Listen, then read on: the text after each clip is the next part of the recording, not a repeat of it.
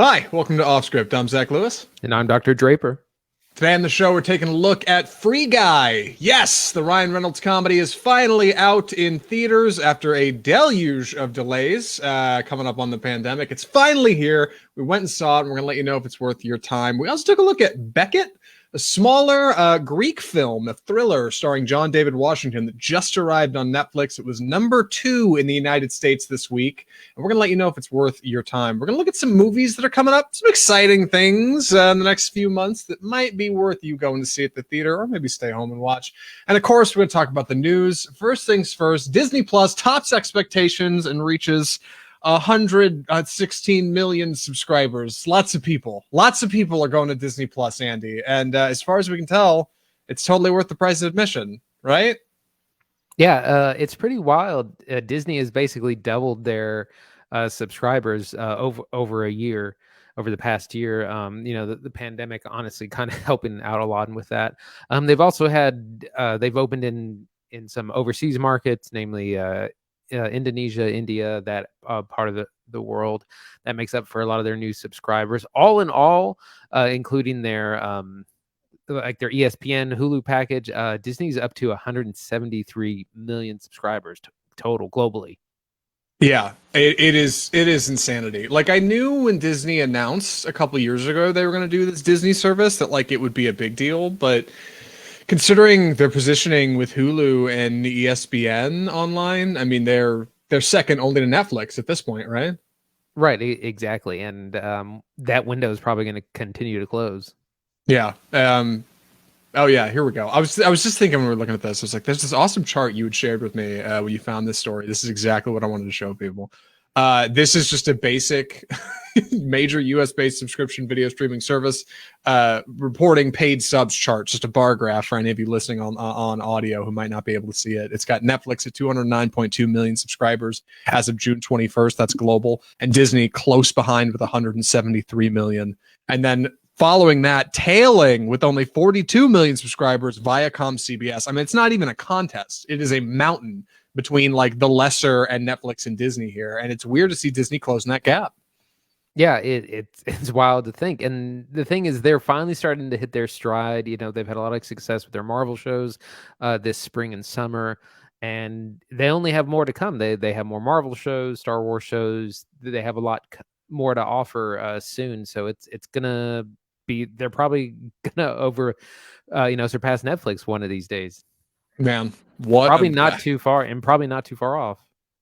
Why? Okay, here's a question. And before I get too far away from that, it's worth mentioning HBO Max, Peacock, Prime Video, and Apple TV Plus all do not actively report their numbers, so we don't have exact metrics on them. They might be a lot closer to Disney and Netflix than Viacom, CBS, Discovery, and Lionsgate, but it's unclear right now at this time. Why is Disney having this much success? I mean, obviously Hulu and ESPN's a big part of it, but you wouldn't think Disney Plus, a show with a bunch of kids stuff on it, would be killing it, right? Or it's just parents that are signing up. I mean, what do you think? IP, baby. They got the hot properties. Yeah. Star Wars, Marvel, the Disney back catalog. I mean, their bread and butter is also family film, family entertainment, and they got that market cornered. And they, like you said, they got tons of stuff for kids. And that's the thing. Like we talk about the big things coming out on Disney Plus, like the Marvel shows, but they have plenty of other new programming of things that are for kids and for families. That I know there's the High School Musical show, there's other weekly shows, so they have a lot of new content that's more than just like the movie and shows that we talk about. Disney Plus is currently what, $8 a month for anybody who wants to try it out at home, or you can package it with Hulu and ESPN Plus. Here on Offscript, we'll continue reviewing stuff that's available on Disney Plus, and we'll let you know whether or not it's worth your time. So if you want to hear more about Disney, just subscribe to Offscript and we'll keep you posted. Our next story, Netflix's Gunpowder Milkshake shoots to the top of the movie ranking chart. Andy, we reviewed this a couple weeks ago and we didn't think it was that good. So the question is, why is Gunpowder Milkshake, a movie that ultimately is not that outstanding, doing so well on Netflix? You know, I don't know. Maybe because it's mindless action. Maybe because the big names are a draw. But yeah, it was a pretty mediocre movie. We both said hard pass on it, which we usually never do. But I guess people are tuning in to watch. It does have some good action scenes, and like you said, it's got a big cast. named cast. So I guess that's what's pulling it. I don't really know because like we did not favorably review that at all.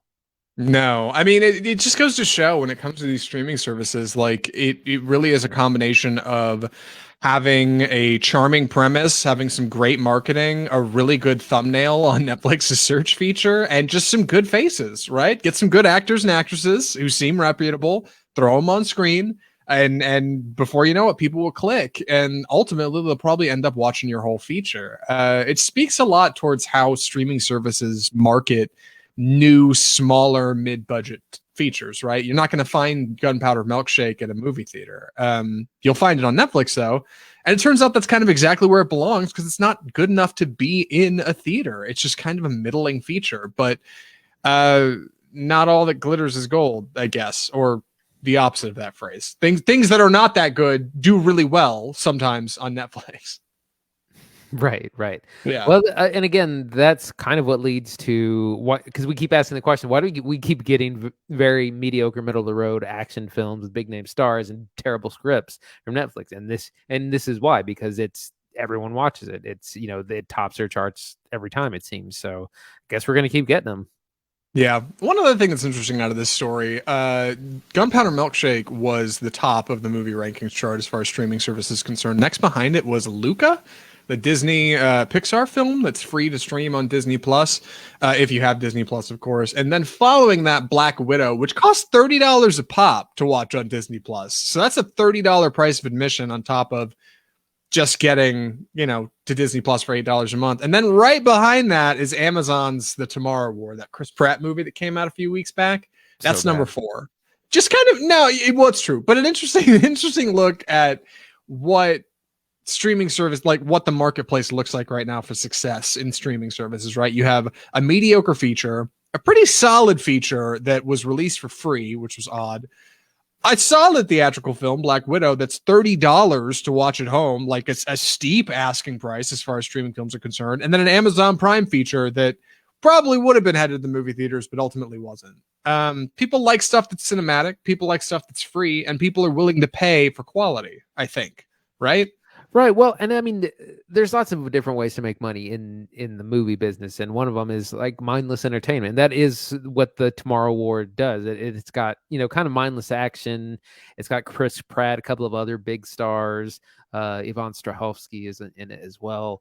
So there's I could see why people might want to tune into it, and it's the middle of a summer. It's a big kind of summer blockbuster type of film, and maybe it's finding an audience. Yeah.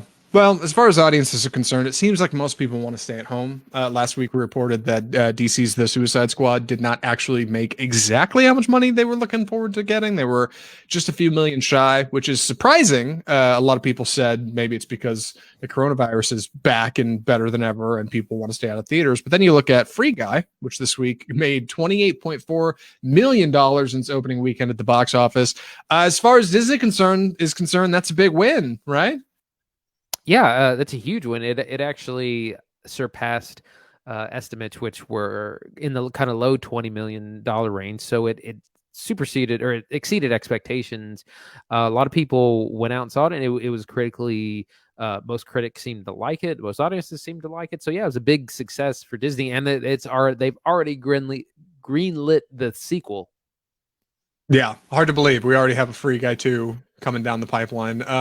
Free Guy obviously emulating a little bit of that like woke self-awareness Deadpool kind of energy that Ryan Reynolds has been bringing to his recent performances. Obviously it's going to be something people want to see. I think people already are drawn to that.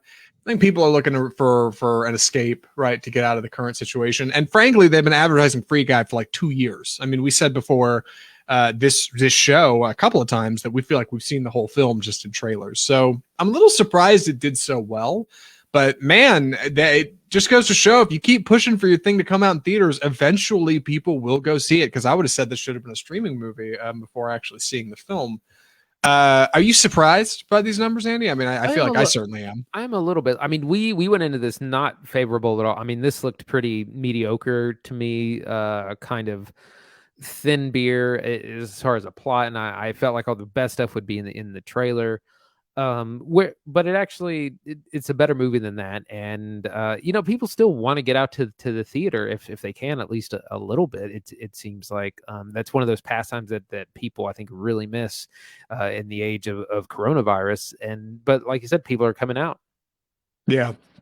I like the audience statistics that here. 71% of the audience was under the age of 35 for Free Guy, at least in theatrical markets, which is the only place it was released. So yeah, 71% of the audience for Free Guy was under the age of 35, 50% between ages of 18 and 34, 59% male, 41% female. That's how math works. And it did big business for IMAX and other premium large format screens. I think that's good, and I'm glad Free Guy did well, I guess. And I'm excited to talk about the actual feature. So without further ado, something a little different this week. Andy, I gotta let you in on a little secret here. I don't need the people at home to know this, but I forgot to unlock my deadbolt on the front door, and Christine's gonna be home any minute. So why don't you start on the summary for Free Guy, and I will go do that. And then when I get back, it'll be smooth and it'll be like I was never gone. All right. Sounds good. Perfect. Go ahead and get us started. Free Guy. So this is the latest action comedy from director Sean Levy and starring Ryan Reynolds and Jodie Comer. Ryan Reynolds plays Guy, who is a video game NPC, which is a non-playable character. He's an avatar within the game. Free City. Free City is kind of a mix of something like open world, like Grand Theft Auto. Free Guy, he's a bank teller. He gets robbed every day in this town, and it's one of those, it's a free kind of open world game where people just they get shot, they get beat up all the time, and he kind of gets a little tired of this and wonders. He has an existential crisis and is like, is there more to this than just me getting robbed every day? And he eventually sees Jodie Comer's character, Millie, or Molotov Girl, walk past with so much swag, cool outfit, pink hair, and he just kind of falls instantly in love and tries to follow her, and eventually is kind of killed and reset in the game. And he kind of keeps pursuing her, and he eventually puts on these glasses that make him see the world the way the players see the world, which is, they see all these signs, all these extra things, health bars, money, everything, and he starts just living life kind of on a whole different level because he's playing like a player, and it throws the whole game because all of a sudden there's someone who's not a player but kind of acting differently, and he decides to take on a very positive role because he said, I don't have to get punched every day, we don't have to get robbed. So he kind of turns into a little bit of a hero where he's like stopping crimes within the game, doing all this positive stuff, and he eventually becomes this huge sensation for the game, for the company.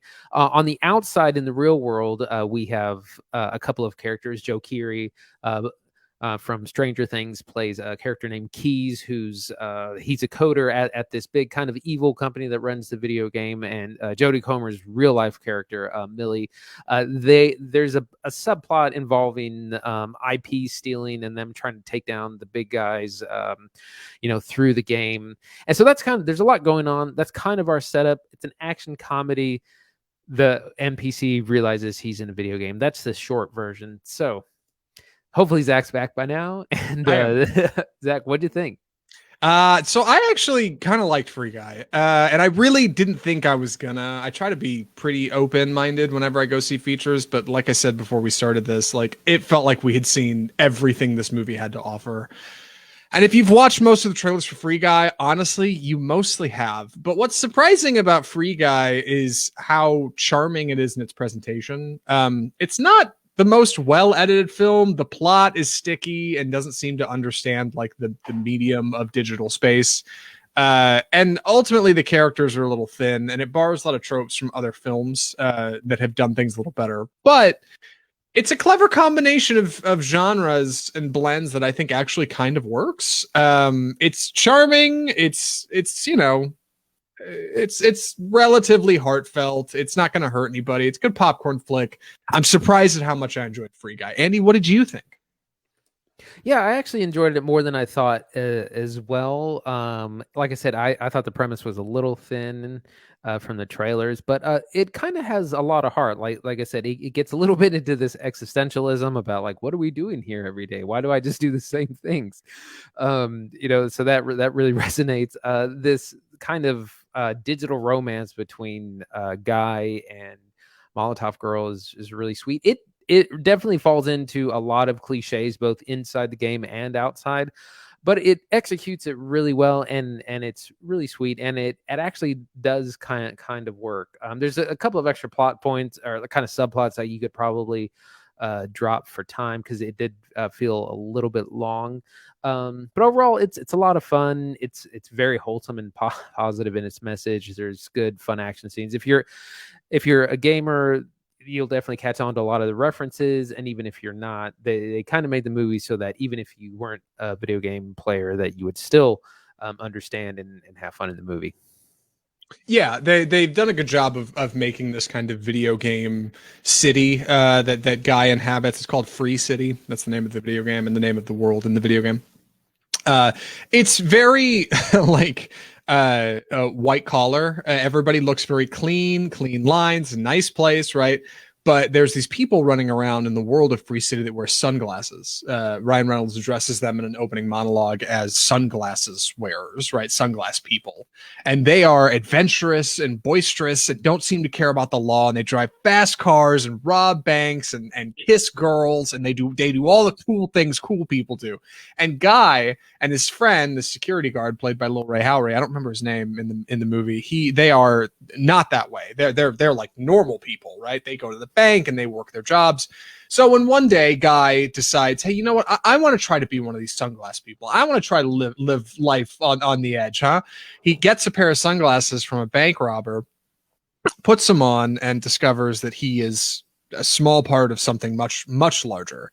And the world is, I mean, if you've seen the trailers, you've seen it. Like the world is presented as this like kind of digital signage stuff over things. There's health packs on the ground. So it's a video game, right? Like it's a bit of the world of a video game that you can see. Your heads up display, your health bar, your ammo counter, how much money you have. Those are the things Guy sees through his sunglasses. And then it turns into like a They Live kind of movie, right? Like anybody wearing the sunglasses can see what's really going on. Anybody not wearing them is completely clueless. So much like They Live and Roddy Piper, he has to run around with these sunglasses and get other woke people to maybe wear sunglasses too and save the world using the power of this newfound vision, right?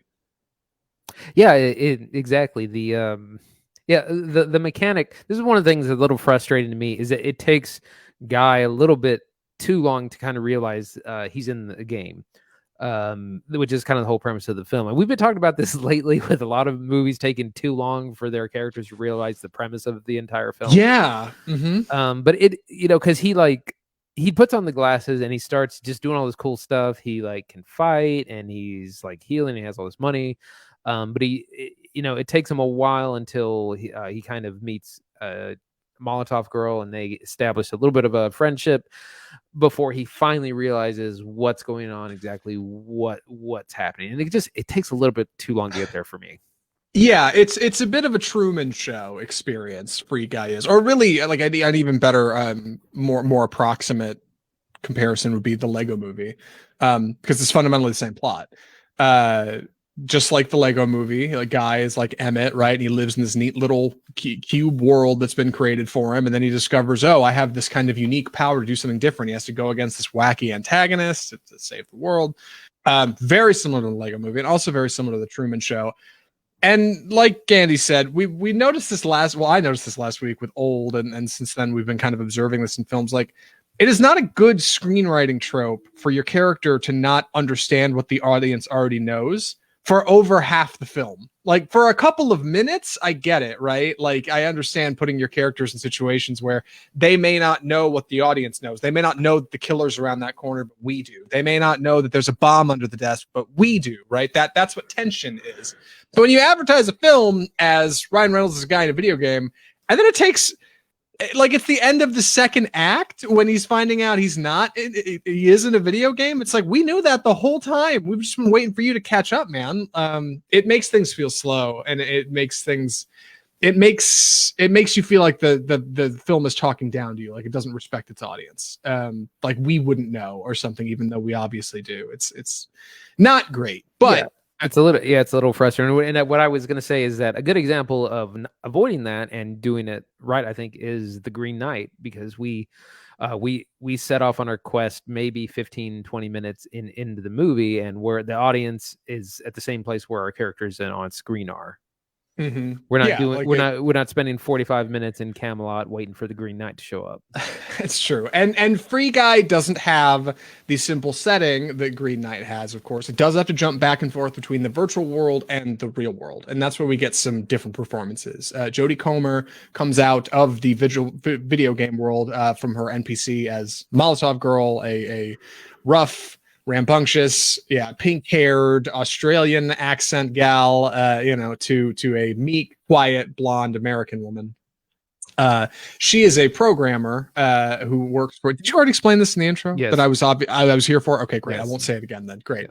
Well, her and Joe Keery kind of have a little bit of chemistry as these two kind of dual programmers going up against this giant corporation, Tsunami, that owns Free City, that they feel is maybe not the most honest company, and Antoine, played by Taika Waititi, the villain, who is at odds against them, and this guy, Free Guy, Ryan Reynolds, who's running around his video game doing nice things instead of causing havoc and destruction, which I suppose is what he would want in a video game. So in between Ryan Reynolds doing his thing in the virtual world, you get people in the real world who are talking about computers and servers and how they're going to rewire the mainframe, and a lot of like the generic technology movie woke lingo that like ultimately is not that awesome. That's in there for sure. Yeah.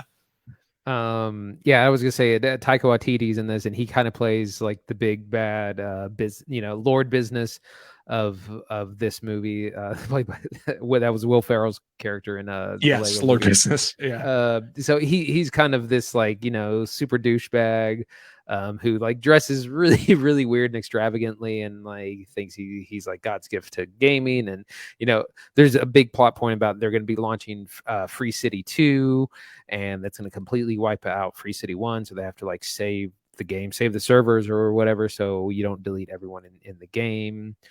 As well, one of my big issues kind of with this movie is that it doesn't turn things up enough. Like the action is turned up to like 8 or 9. It never goes to 11.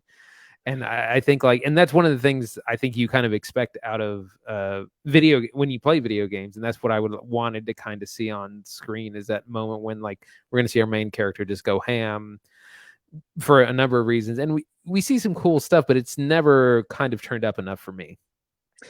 Yeah, it's an interesting thing. Typically in a video game, there's some kind of boss fight, right? Where your character is going to get kitted up and get all their cool weapons and stuff, and then they pull off a bunch of tricks, and there's going to be explosions. That never really comes in this movie. That's saved for the real world, right? That's saved for the people outside of Free City who have to deal with Taika Waititi and his madness, who's having a lot of fun on screen, by the way. He's actually, much like Lord Business, a genuinely enjoyable villain to watch, just because he's terrible.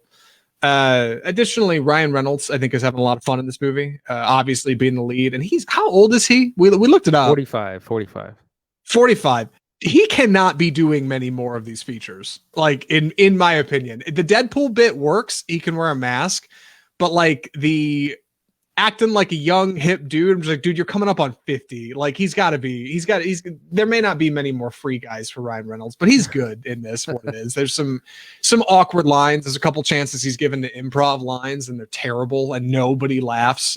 But he's doing his best. Jodie Comer, meanwhile, is a delight. She's great in this movie. She juggles multiple accents, multiple characters. She ages up, she ages down. And she is 23, right? She's very young. 27, 28, I think. 27, 28. Okay, I was a little bit off, but she's off. The chemistry between her and Ryan Reynolds is okay. Additionally, any chemistry between her and any other characters is a little not awesome. Joe Keery's all right. The kid needs more work after Stranger Things, I think. And Lil Ray Howard, he just always looks like the kid from Stranger Things. Like he looks like his character. Like, yeah, dude. Have you seen him with his haircut? Because like No. it's a little like it's a little like Zoe Deschanel without the bangs. Like as soon as you take away this like signature The hair part of makes their the look, man. yes, yeah, like he you don't recognize him. He's not as familiar. So I'm assuming he had to keep it grown out for Stranger Things season 4, which I think they're filming now. But wait, hold on, they made this like 2 years ago. I don't know why his hair's still long. I don't I assume for Stranger Things, but yeah. Everyone's pretty good in this movie, I think. Pretty solid performances. The only real breakout is Jodie Comer, who I think is really good and probably needs more work. Right. Everyone else we know, like I said, Ryan Reynolds, Taika Waititi, Joe Keery, Lil Rel Howery, that we we know from Get Out. He's the best friend, the TSA agent in Get Out. So he's got some good comedic bits as well. Yeah, he's not too bad. The comedy in this movie, like I said, is all right. It's hit and miss. Yeah, and I felt like it was a bit more miss than hit, but it did get a couple laughs out of me. So it at least mildly passed the laugh test for me. The action, like Andy said, is middling. You'd think it'd be a little better than it is, and honestly, the best action scenes are in the trailers. One thing I did think was really charming about this movie was the set design. Being a video game, a lot of our characters have like secret layers. They'll have like a penthouse or a suite or a garage somewhere that's like underground and has sick lights. It's got a Ducati and like an Aprilia motorcycle and a helicopter in it, like all kinds of goofy, whatever these players would own in their digital accounts. That's what will be in their sick garage that looks like costs millions of dollars. So for like these little hidden layers, and additionally like where the office is located of Tsunami, the company that makes this game, really solid set design. I don't know who picked those out. I was really pleased with them. Good lighting. I was like, man, the city the guy lives in is really clean and good looking. Like, the settings of these places look really sharp, and that stood out to me. But yeah, they did a good job of like really recreating a video game world in the stuff that isn't digital. Right. Yeah. Additionally, you do get some good variety in presentation. The costumes are really simple, right? Guy's NPC, he has like 3 outfits and they're all wearing the same pants. They're really just a variation of shirts. You do get some fun with the sunglasses. I noticed at a few different points, Ryan Reynolds is wearing different models of sunglasses. So I guess that would have been a good time for product placement. Oh, I'm sure that like in the finale, it's like sunset and he's wearing this. I swear to God, they're a pair of Warby Parkers. I don't know for sure, but like I was looking at them, I was like, those are specifically picked for this scene to be like nice glasses versus action scenes where he's wearing like, big, thick Coke bottle lenses. He looks like Buddy Holly. So yeah, I think there's some product placement there for sure. I just don't know it, but overall, like the presentation for being a live action film, solid. Yeah. And I was going to say, it reminded me of, we talked about this a little bit, of a lot of other films. Like you said, The Truman Show. I was also reminded of Inception and The Matrix. Yeah. When they're in the video game world and kind of create their own world and kind of manifest things a lot of times. So there's a little bit of that going on. It's very inspired by a lot of other properties, but in a good way. Ultimately, I'm curious, Andy, is this better than you thought it was going to be? Is it right in the middle? I mean, because for me, I have to say it's probably a little better than I thought it was. It's better than I thought it was going to be. I mean, my bar was like on the ground for this, so I was pleasantly surprised. Yeah, me too. Any other thoughts for recommendations? I'm ready. Andy, would you recommend Free Guy? Yeah, it's a lot of fun. It's good action, good comedy. Ryan Reynolds is always good. Like I said, newcomer Jodie Comer, who we're also going to go see in The Last Duel coming out in October, is really good. It's a lot of fun. It's not necessarily rush out and go see it on the big screen. If you're not too excited about it, I'd say save it for streaming. And the only thing I guess that really bothered me about it is like it's long. If it just kind of drags, could probably shave 15-20 minutes off it. Yeah, 100-minute movie. 100-minute movie. That's what we're looking for, right? Yeah, we want it to be nice and tight. I did think initially going in the runtime on this was probably good. It was just a little over 90 minutes, but then ultimately it does start to feel slow in the middle. I think recommend Free Guy. I don't love it. It's not amazing, but like if you need a chill date night movie or something to kind of cleanse your palate at the theater, you just want something relaxing, take the family or the kids to, go for it. It's a solid feature. It's not going to hurt anybody. You'll probably get a couple good laughs out of it. It's not doing anything incredible, but it's not hurting anybody. So Free Guy, not such a bad scene, I don't think. And with that, we should move on to our next section of the show. We're going to talk about some movies that are coming up, some things we think are worth your time. We don't often do a segment like this. Normally, we do this only every few-ish months, and that's only if there's ever really good stuff. So I'm excited to say there's some good things coming our way, and we're going to talk about it. Andy, what do you want to take? The first 3 or 4 of these? How do you want to Yeah, I'll split take this up? the first 3. Go for it. So our kind of next big movie that we're going to be looking at is at the end of the month, August 27th, which is Candyman, the new remake by Nia DaCosta, starring Yahya Abdul-Mateen II. This looks great. Jordan Peele is actually one of the credited writers as well. This is one of my favorite properties, horror properties, and it's I actually recently watched the old films, which are, nearly 30 years old. This looks pretty scary, and I'm excited to see where that goes. So I'm excited about that. The following weekend, as we go into September, the very first big release is Shang Chi and the Legend of the Ten Rings, which comes out on September 3rd. That is theaters only. That will not be on Disney Plus. And of course stars Simu Liu and Aquafina in the major roles. It's Marvel. Marvel's always kind of a slam dunk, so I'm sure it'll be fine. The action looks really cool. It looks cool to see them do like a full on martial arts style film. Mm-hmm. So that's really interesting, and I'm really looking forward to that. And then kind of the following week, we have a couple. September 10th, we have a horror movie called Malignant, which I've seen a couple of trailers for in the theaters. I also saw Don't Breathe 2 over the weekend, and this played in front of it. But this is about a girl who is paralyzed by shocking visions of grisly murders, and her torment worsens as she discovers that these waking dreams are in fact terrifying realities. So it's a girl who's kind of manifest, or she sees these violent murders happen elsewhere in the city, but it's like she's right there. This looks like a low budget horror movie, but it looks like a lot of fun. It's one of those things that'll probably turn a profit. If it makes $20 million, it'll be a huge profit. And then we also have the Paul Schrader's latest film. He's the one who did First Reformed a few years ago. And the card counter stars, I can't remember his name now. I actually got it pulled up here. It's got Oscar Isaac, Willem Dafoe, Ty Sheridan, and Tiffany Haddish. Oscar Isaac stars as our lead, a mysterious card counter who's an ex-military interrogator turned gambler haunted by the ghosts of his past. Schrader, like Andy said, did direct First Reformed. He also has a storied history as a writer, specifically for Scorsese. He wrote Raging Bull, among many others. This film is presented by Martin Scorsese, produced in association with, I'm sure. And I can't speak for Schrader's directing, but First Reformed is supposed to be good stuff. Maybe this will be good stuff too. Yeah, I'm looking forward to it. It's kind of, the trailer is looks a little hokey.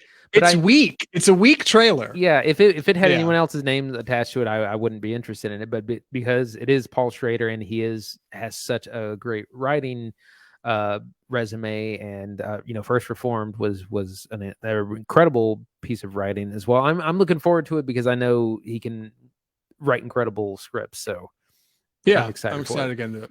Well, on September 17th, Blue Bayou is coming to theaters. We reviewed this trailer a couple episodes back on the Trailer Park. Blue Bayou is directed by Justin Chon. The story is about a Korean-American man who's raised in the Louisiana Bayou, who works hard, makes a life for his family, but he has to confront the ghosts of his past as he discovers that he could be deported from the only country he's ever called home. Seems timely, seems informative. I'm not really familiar with the cast. I know Alicia Vikander's in it.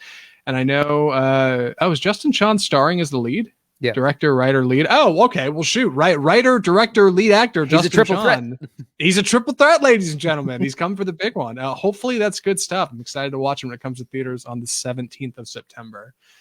2 more movies to go before we get to our review. We've got The Eyes of Tammy Fay, a movie that is kind of odd looking, starring Jessica Chastain and Andrew Garfield as Tammy Faye Baker and Jim Baker, 2 televangelists who are working their way up through the ranks of American multicultural nationalism. I don't know what I didn't have an ending for that sentence, and my brain just tried to put something together. Anyway, this tells the story of televangelist Tammy Faye Baker, how she came up through the world with her husband as a young singing country music star at church to become the biggest televangelist in the world. The rise, fall, and redemption of her is told through this Michael Showalter film. And any hot takes on this one? I know I've got one more movie to talk about, but I'm just curious. What do you think of this? It kind of has that please give me an Oscar vibe to it, because like Jessica Chastain and Andrew Garfield both, they have like ridiculous amount of makeup. They putting on these really big Southern accents. Like they're really leaning into the role, but it's like the famous Renee Zellweger role from Cold Mountain, where she's just like, please give me an Oscar, please. That's all. That's what this like movie screams. So it's like, it's interesting, but like I said, it looks really Oscar baity. It does, yeah, and Chastain is covered in makeup. That's fairly convincing. To be fair, she does not look like herself, but I don't know how to feel about this movie. We'll see when it comes out. And lastly, we've got Dear Evan Hansen. This is a PG-13 adaptation of the Tony and Grammy Award-winning musical about Evan Hansen, a high school senior with social anxiety and his journey of self-discovery and acceptance following the suicide of a fellow classmate. The trailer's really unique. I know it stars Ben Platt, who won a Tony for it back when it was in on Broadway, is what I'm looking to say. I was going to say in theaters. And I think it's supposed to be a really compelling story. The only thing I've heard might be questionable is Ben Platt might be a little too aged up for the role. But as far as I know, his father's an executive producer on it, and that'll lace that up, man. Hey, when dad's helping make the movie, guess who gets to be in it? So I hope it's good stuff. Shoot, I like I said, I know the play's gotten a lot of awards. We'll have to see. Yeah, I'm looking forward to that as well. It's, I'm always a fan of a good movie musical, and it's very timely subject matter as well. So yeah, I'm interested to see what that's going to be like. Yeah, me too. So, by the way, I was looking forward to what's coming out in October. October is a totally stacked month for releases. Complete. Like every single week, there's like multiple movies that are ridiculous, and we can get it. But we can get into that next month, as that approaches. But there's every week there's at least 2 movies coming out that I want to see. So we're getting to that point where all the movies that were held back over the pandemic are getting like placed and pushed, and coming up on holiday 2021, October and November is going to be some hot features, I'm sure.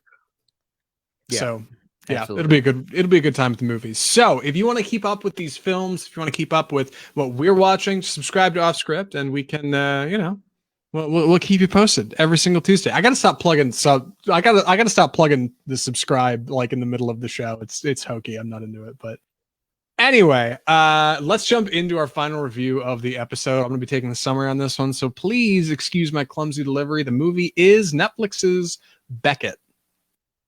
So Beckett is the story of a young American man on the run in a foreign land. At first, I thought Beckett might be a little Hitchcock. I think I might have overread it, but I'm excited to talk about what it is. Here's the line. Following a tragic car accident in Greece, Beckett, an American tourist, finds himself at the center of a dangerous political conspiracy and on the run for his life. The movie stars John David Washington as the lead Beckett. You've most recently seen him in Tenet, or for listeners of our podcast, Malcolm and Marie on Netflix, which he was also in as the lead. It also stars Boyd Holbrook, Alicia Vikander, and Vicky Krieps, who most recently was in Old. I did not expect to see her again, and she's in this film, which is really charming. It's glad to see she's doing well.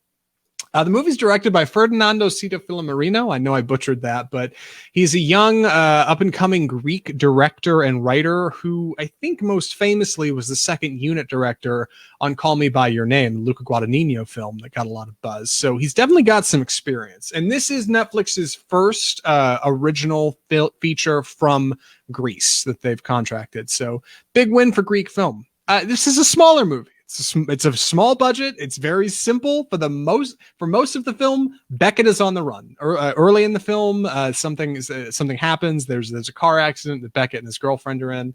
The girlfriend essentially goes missing, and Beckett has to try to find out what's happened to her and find out what's going on with him. When suddenly, right in the middle of that stress, A police officer shoots at him, and then they keep shooting at him, and then another police officer shoots at him. Before he knows it, he's on the run through the Greek countryside with no phone and no plan, and certainly no idea what the hell's going on. And he has to try to unwrap this political conspiracy while also trying to get to the American embassy and hopefully make it home, and you know, get out of there. The movie's 1 hour and 50 minutes long, in my opinion, but I'm curious to see what Andy thinks. Andy, what did you think of Netflix's Beckett? So there's a lot going on here that I think works pretty well, and then there's some things that don't. We were talking about films that take forever to get to their premise, and this is one of them. This takes like a half hour to get going, and then once you're there, I think it's great. But the beginning is slow. There's this romantic subplot involving Alicia Vikander at the very beginning. You could cut her completely out of this movie, not going to make a difference. This falls squarely in the genre of person sees something they shouldn't and is on the run. That's basically the whole movie. We get a really good performance from John David Washington because he's like the anti Jason Bourne, where he's like not a badass, and he's like, you know, he's not a ninja and can beat people up. He's just an average guy, and people are shooting at him, and he's trying to get away, and he like, you know, he's not beating everyone up. He's like, he gets pretty injured like throughout the film. You know, so there's this paranoia. He's on the run. You know, he's clearly seen something he shouldn't, which is part of a larger kind of political plot that unwraps through the film. So some of that is exciting. It's just not exciting enough. And also, there's a lot of this cast is completely wasted because they're just frankly not in the film very long. Like I said, Alicia Vikander, she's out in the first 15 minutes. Vicky Krieps, she's in the movie maybe 8 minutes.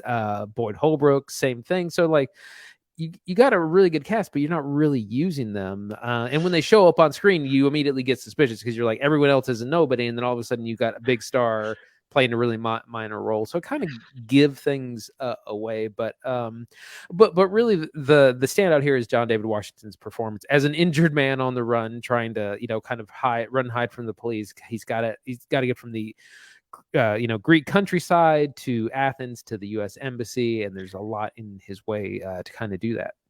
Yeah, I think fundamentally this is a character drama. Really, the only thing that works for it is kind of our actors. And like Andy said, three of the big ones are barely in the feature. Fundamentally, who you're watching here is John David Washington, who's an interesting watch. I mean, Christopher Nolan choosing Washington to play the lead in Tenet was a unique choice because he didn't really have a reputation. He had been on HBO's Ballers, and he'd been a couple other features. He'd done Black Klansman with Spike Lee. But other than that, nobody really knows who he is. So having Washington as this young, unknown lead playing this mysterious protagonist in a Christopher Nolan feature is a really good fit. And here it kind of fits too. John David Washington is this, unique individual who's out doing his thing. You don't really know what he's about. You don't really know his background. And in the same way he kind of fits in Tenet, he kind of fits in this movie. The difference is in Tenet, he is a furious individual. I mean, those fight scenes in Tenet, he is throwing people across the room. He is so angry and filled with rage. He's Jason Bourne. Yes, yeah, he's so quick and brutal. It's Jason Bourne or modern James Bond, very very efficient action star. This movie, he doesn't have any of those skills. You've completely taken him away from him. He is a know nothing, have no weapon, run away from everything protagonist, and that doesn't make him very exciting. It makes it fun to watch him run away from the bad guys for the first 20 minutes, but after an hour into the feature of slowly evading capture, it's not very exciting. And it's not, you'd think it would be something like Mad Max's Fury Road, and it really isn't. It's much slower. Like I said, originally I attribute it to be Hitchcockian. I really thought it was like a Hitchcock feature, something like North by Northwest, right? Stranger in a Strange Land, running from the bad guys that he doesn't understand. But that's overreading it. It's just a little simpler than that, and that's a shame. So we should talk about that pacing in a minute. But as far as performances go, Andy, anything memorable worth saying? Well, like I said, he plays an injured man on the run, really convincingly. He gets shot at, he gets beat up, he starts the film with a broken arm, so that's a lot going on. Like I said, the rest of the cast is kind of wasted because they're just in the movie for such a short time. Yeah, I don't know how Mr. Marino managed to get this cast. I mean, I'm assuming he's done it on the back of his reputation. But that's really the only thing that's outstanding here. If these were four names that we didn't know, if these were just four nobodies, John David Washington, Boyd Holbrook, Vicky Krebs, and Lisa Vikander, if they were just four people, like, student films or anything, nobody would be watching this movie. Like, really, the only reason you stop and look at this on Netflix is because of John David Washington's face. And that's really the only feature that's worth talking about. So I should talk about the pacing a little bit. I can't just say, hey, there's nothing else good happening in here. That doesn't make any sense. Let's talk about it. It takes a little while for this movie to get started. I'm glad Andy agreed with me, at least in our initial watch. But once it gets going, the kind of cat and mouse game is at least mildly captivating to start, right? Our first act is the setup. He's in Greece. He's with his girlfriend. They're crazy about each other. Something goes wrong. He's in the hospital. He comes to. The world does not make sense anymore. Suddenly he has to run from the cops. He's got to run to the American embassy. He doesn't have a phone. Obviously, his girlfriend is nowhere to be found. The situation is not great. And at least initially in that chase, you get some decent stuff. It's outdoors, right? You're running through the Greek countryside. A lot of exterior shots, simple lighting, solid. But then you find out pretty quickly, most of the rest of the film is that way. Nearly all of it is outdoors. Nearly all of it is natural lighting. And I think it's just that way because that's just how they were making the movie. Like, it's simple and it's low budget, and that's what they're going to do. And it's a little distracting from a presentation standpoint. Well, also there's this, subplot involving the kidnapped child of a politician, and there's this whole like political thing in the background, and it just isn't really convincing enough. Like Beckett is essentially a tourist who like stumbles upon this and gets involved, and it really doesn't make a lot of sense that way. Like he should have been a journalist or somehow more involved in it, because like you don't really ever care about like this whole like political intrigue, which is supposed to also be a part of what we see. Yeah, it lacks like the unique trappings of like a more traditional slasher feature, right? You got a woman running away from Michael Myers. It's because he's evil and she needs to get away from him. But here we don't really understand what it is he's running from. And then when you finally find out, it's really overly wrought and too complex. And not well explained either. It's kind of just explained through dialogue. It's a whole lot of tell and not show.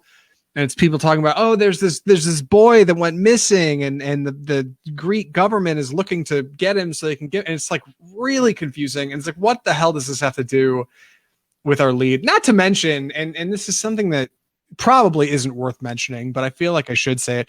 Beckett is the only black man in Greece. Like there are no other black people anywhere in this movie, like ever. As far as I could tell, I did not see any. And you'd think at least once one person would point that out in the feature. Like you'd see a black guy running down the street in Greece with his arm bleeding and a cast, and he's limping and he's running from somebody screaming, help, the cops are. You think at least somebody somewhere would point that out in the world of the film, but like it is never even close to addressed.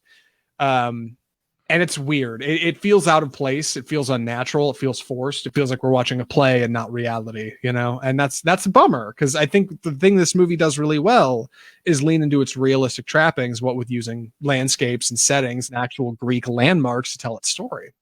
Yeah, it's also strange that it kind of the person kind of most involved in this political plot is a tourist and not, it would make more sense if he was like an expat or something of that, more like someone who more invested in Greece and the political goings on there. And so it's kind of weird that it's a random American here to save the day, right? From you poor Greeks. Yeah. No, I was just going to say, you're absolutely right. It's confusing how he is drawn to be the victim in this feature. And then you find out he's only the victim because he's being victimized at the hands of somebody else's like tragedy. There's this whole other deep state thing going on. So not only is he wrongfully victimized, but there's really no reason for us to be following him in the first place. Like it's just kind of an odd thing to follow a protagonist for. Yeah, it's the wrong person in this narrative to be following for this political espionage thing that's way bigger than his situation. I don't have really a whole lot to say about the cinematography, the lighting, the color. I mean, everything felt pretty standard as far as filmmaking goes, so there's not really anything wonderful to talk about there. Ultimately, I guess I'm curious, Andy, why do you think this movie is at number 2 on Netflix right now? Is it because it's getting a lot of buzz, or just because it's got John David Washington on it? It's got what we were talking about at the story about Gunpowder Milkshake. It's got a big name and it's got some action in it. Yeah. And it's smaller level action. You know, it's again, this is, and I keep referencing Jason Bourne, but that's what it is. It's more simple. You know, it's one guy fighting another guy, not like this army fighting that army. So it's smaller in scale, but it's got a lot of action. It's got big names. Like I said, in addition, we have Alicia Vikander, Vicky Krieps, Boyd Holbrook is a supporting cast member. So I think that's why, and it's new. It is. That's true. One thing I just realized, I'm looking at the director, Fernando Cito Filomarino's IMDb. He's also second unit director on Suspiria. It's very exciting.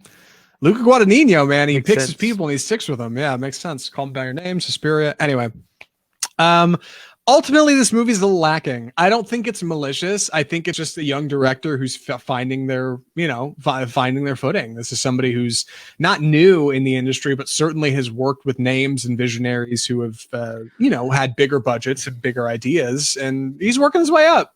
I'd like to see what he does next. I hope it's a little bit more cinematic, because in its best moments, this feels like a Hitchcock film, and its worst moments, it feels like a home movie. Yeah. Yeah, once again, Netflix just excels at this mediocrity of film. And again, you have a good star. You've obviously spent money to go to Greece and film on location. But the script is mediocre. Again, and the writing is always the problem in these movies. And it seems like Netflix just doesn't care until it's November and it's Oscar season. Then we'll get a couple of good movies. But before then, it's just like the TV movie of the week. Yeah, that just seems to be the way they go. That's a bummer. I wish it didn't have to be that way, but I don't know. I guess I'm glad, I should say I'm glad that Netflix is offering opportunities to filmmakers from different parts of the world. That is good. All right. And I don't expect, films from films coming out of Greece to have the same production quality as those made in sunny California in the good old US of A. But with the cast here, it just feels a little misleading. Like, it just feels like there's going to be more going on than there is. And I think a tweak in presentation marketing materials might help fix that, might help smooth it out a little bit. Present this as more of an indie feature, present it as a smaller budget feature, as a real stab at something bigger. And I think it's good. Present it as, John David Washington's on the cover and it looks a little like Tenet, you're going to be disappointed. It's just not going to be it. So, Andy, any other more thoughts for recommendations? No, I think I'm ready. Andy, would you recommend Beckett? No. I'm gonna go with all right. Soft pass. Yeah. No, I mean it's fine. It's just kind of mediocre. Like I said, it's too long. Takes a half hour to get going. There are some good action scenes here. The John David Washington's performance is really solid, I think. The plot's just not super interesting. The payoff isn't very interesting. The plot's almost too big for the character. This whole like political espionage is a little too much for just a tourist, essentially, who could probably care less and would rather just leave the country and not have to deal with any of it. So, yeah. But if it interests you, it's not bad. But overall, I would just say pass. Yeah, I think if Washington goes on to have a reputation as sterling as his father, Denzel Washington, this may be a feature people look back on as like, oh man, this is a really unique character drama, and like this is where he was working into something bigger. And if you're interested in watching films like exclusively because they star John David Washington, like go off. Like it's a decent time following him around. He's playing a different kind of character, but still kind of this lovelorn protagonist. But ultimately, there's just not enough here going on to really. It's not a showstopper. It's not enough for me to say, man, drop what you're doing. You got to go watch Beckett. It's awesome. So, bit of a pass for me. Sorry to say it. It's okay, and I'd be happy to have a conversation with anybody about it. But I don't know. I haven't seen the magic in Beckett. I'm not sure there's enough there to really talk about. But if you do enjoy us talking about movies like Beckett or Free Guy or any of the exciting things that are coming out, what you can do is you can subscribe to Off Script Film Review to get new episodes just like this one delivered straight to your phone every single Tuesday. You can find us on Facebook where we live stream our show every Tuesday. We're live streamed right now, actually, as of this recording. If you're hearing it after the fact or seeing it after the fact, you missed it. Come back on Tuesdays, follow us for more. And you can follow us on Facebook to keep up with us. You can follow us on Instagram or on Twitter or on YouTube where we upload our live streams just after the show every Tuesday, and you can follow us there as well. But the biggest thing you can do to help Off Script, to help your boys in blue here who are working hard, going to see movies every single week, is just subscribe. Subscribe to the show. Get new episodes delivered straight to you. Rate and review if you like. That would help us a ton too. Drop us a 5-star and a couple of kind words. We'll likely read your correspondence on the air because that's how we do here at Off Script, the home of bold cinema. Oh my God, Andy, what are we watching next week? I sprung right into the whole the spiel. Yeah, hold on. What are we watching next week? No problem. Well, we're taking a break next week to get ready for the big release at the end of the month that we're very excited for, which is of course Candyman, coming out August 27th, and we'll also be figuring out what else to watch that week. We'll have to take a look at the streaming offerings, but that's what we got going on. So on break next week, and then Candyman the following. I'm excited to see Candyman. I think it's either going to be something rad, like a sick new slasher horror flick based on the original that I've seen, or it'll be like Netflix's Velvet Revolver and like totally forgettable. Yeah. Probably leaning into the former. I doubt it's the latter, but I'm excited to see it, and we will be back with that Wednesday, August 27th, for more hot stuff. August 27th is not a Wednesday; it's a Friday. It's not. Yes, indeed. Wait a second. Okay, so we won't be back August 27th. We'll be back probably Tuesday the 31st. That's there probably, yeah, that's probably 27th correct. Is when Candyman Excuse comes out. me. Yes, I got so stoked about Candyman, I didn't bother to say that here, the 31st. Got it. Wait, boom. Wednesday, August 31st. So if you enjoyed the show, thanks for listening. Thanks for sticking around. If you have the means, throw us a subscribe button on your favorite podcast outlet. We're everywhere, and we're excited to do it. But most importantly, we like watching movies. Movies are expensive. Podcasts are cheap. That's a Tuesday. It's a Tuesday. Oh, my God. Okay, you know what? It's fine. There we go. Thanks for, you know what, Dr. Draper? You have a space between the R and the dot in your doctor. Thank you. Yeah, okay.